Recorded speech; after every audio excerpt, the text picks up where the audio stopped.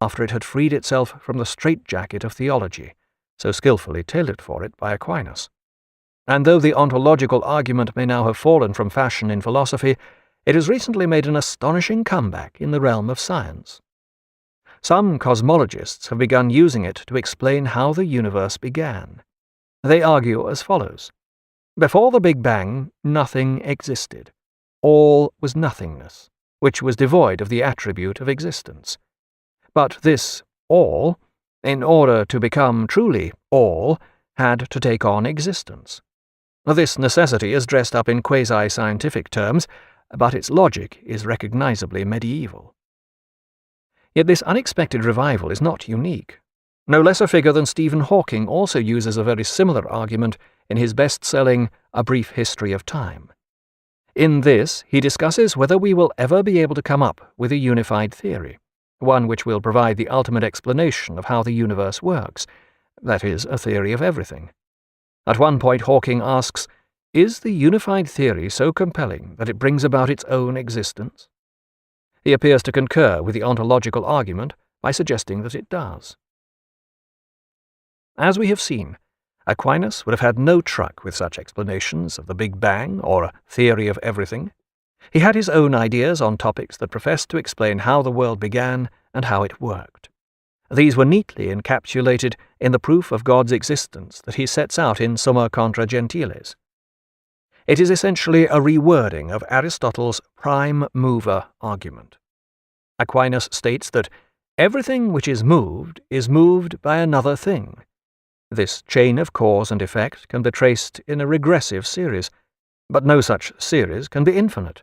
Thus we eventually arrive at the prime mover, which is itself unmoved.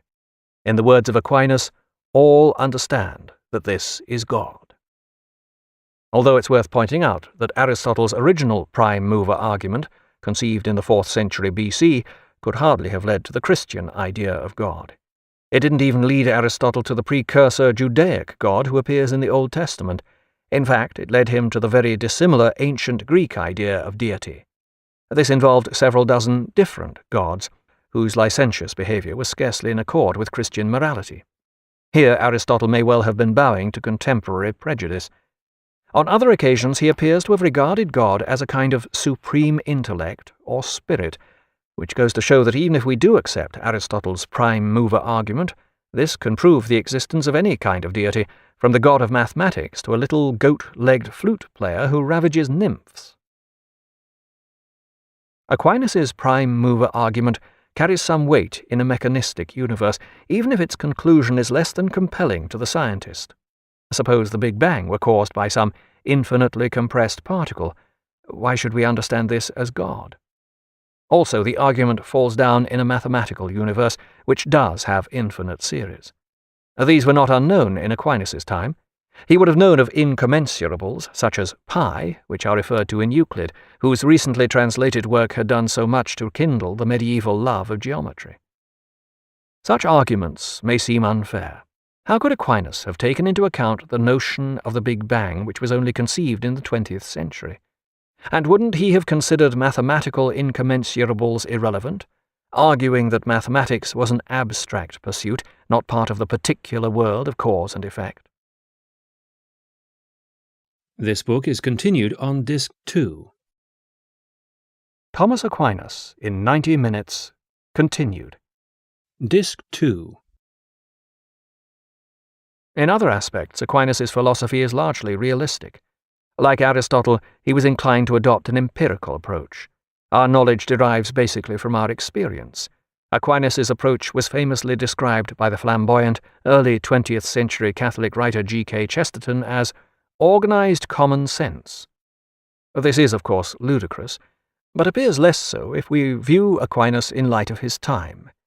In the 13th century, many Aristotelian ideas had been accepted for so long that they were looked upon as common sense. It was common sense that the sun went round the earth, for instance. Other Aristotelian notions may appear less plausible, but it is still possible to understand how they seemed utterly convincing in their time. For example, it was common sense that the world consisted ultimately of earth, air, fire, and water. This is, of course, rubbish backed by neither experience nor experiment. It is pure conjecture. But it takes on much more force if, like Aristotle and the medievalists, you regarded the world from a qualitative point of view. Then the constituents of the world could easily be seen as a blend of such qualities. After all, our actual experience of the world through our senses is basically qualitative. Sweet, sour, hot, cold, bright, earth, air, fire, and water are merely deductions from these premises. Such was the world view that Aquinas accepted from Aristotle, the paradigm or mindset that was characteristic of medieval philosophy. Its limitations become apparent only when compared with the mindset we have chosen to adopt. This is essentially quantitative. Instead of seeing in terms of qualities, we prefer to see in terms of measurement. This is the main reason why medieval mathematics was regarded as fundamentally abstract, whereas ours describes everything from subatomic particles to the farthest reaches of the universe. The quantitative approach, too, had its origins in ancient Greece. Democritus said the world was made up of indivisible atoms. Archimedes applied mathematics to practical problems such as levers, pulleys, and hydrostatics. But this approach was disregarded by the Aristotelian tradition. Its readoption around the time of the Renaissance marked the beginnings of modern science. Yet it is worth reiterating that the quantitative is not the only approach. The medieval mindset may appear quaint to our world of quantum physics and black holes, but our approach is not without its flaws. And some of these were not apparent in the medieval paradigm. The formulas of physics can explain the occurrence of the rainbow and can even show what colors it will exhibit, but they cannot account for its quality, the sheer beauty that is its most immediate property. Modern scientists are not unaware of this failing. No less a figure than the great quantum physicist Richard Feynman once said, "The test of science is its ability to predict. Had you never visited the Earth, could you predict the thunderstorms, the volcanoes, the ocean waves, the auroras, and the colourful sunset? The next great era of awakening of human intellect may well produce a method of understanding the qualitative content of equations. Today we cannot see whether a quantum mechanical equation contains frogs, musical composers, or morality, or whether it does not. So the next great era of human knowledge could well involve taking on board the medieval approach." Aquinas continued to work on Summa Contra Gentiles for several years, but before he could complete his great work he was appointed to the Curia as an advisor.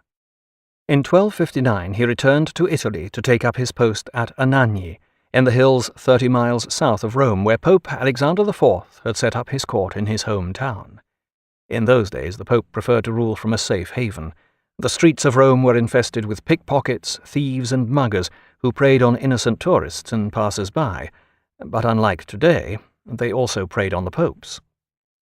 Pope Alexander IV, whose real name was Rinaldo, came from a well-known papal family. His uncle had been Pope Gregory IX.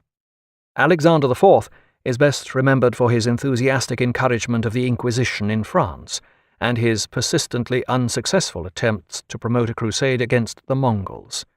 For some reason, no one fancied setting out across hundreds of miles of barren steppe to stir up a hornet's nest, and the hordes of Genghis Khan's successor were left in peace.